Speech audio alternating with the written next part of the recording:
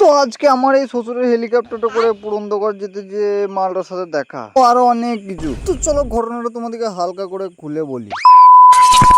তো আজকে সকালবেলায় দুপুর বেলায় তাড়াতাড়ি গা হাত ধুয়ে জাঙ্গিয়া ফাঙ্গিয়া পরে রেডি হয়ে গেলাম। ও চলো সরি সরি সরি।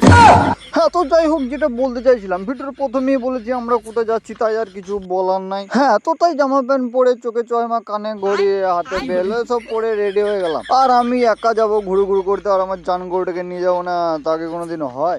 তাই একটু চলে এলাম আমার জান গৌড়ের সরি সরি, এটা তো সালা আমার জান গৌড়ের লয়বে, সালা ভুল করে রোগ নম্বরে ফোন করে দিচ্ছি। তো যাই হোক, তারপর আমার জান গৌড়াকে নিয়ে আর সাথে করা ছানাপোনাকে নিয়ে আমরা বেরিয়ে গেলাম। তারপর ঘুরতে ঘুরতে চলে এলাম এরকম একটা জায়গায়। না মানে সেরকম কোনো ব্যাপার না, ব্যাপারটা হচ্ছে যে আমার মুসলমানিতে আমার শ্বশুর একটা হেলিকপ্টার গিফট করেছিল, আর এই হেলিকপ্টারটি এক্ষুনি এই রাস্তাটা দিয়ে পেরোবে, তাই হেলিকপ্টারটা না পেরোনো পর্যন্ত আমাকে যেতে দেবে না।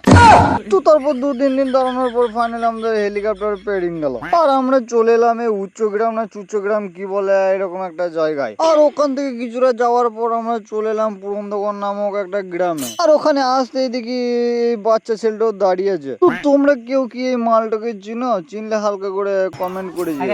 তো তারপরে আমরা কিছুক্ষণ ঘোরার পর মিটিং চিটিং করে আমরা সবাই বাড়ি চলে এলাম। আর সব থেকে বড় কথা হলো, এই বাচ্চা ছেলেটাকে আমি অনেকদিন ধরেই চিনি, আর ও সালো আমাকে অতটাও চিনে না। তো যাই হোক, ভিডিওটা অনেকটাই লম্বা হয়ে যাচ্ছে, তো আর বড় করব না। তো আজ এই পর্যন্তই। তো দেখা হচ্ছে আবারও কোনো নতুন নতুন ব্লগে। তো আজকের মতো টাটা।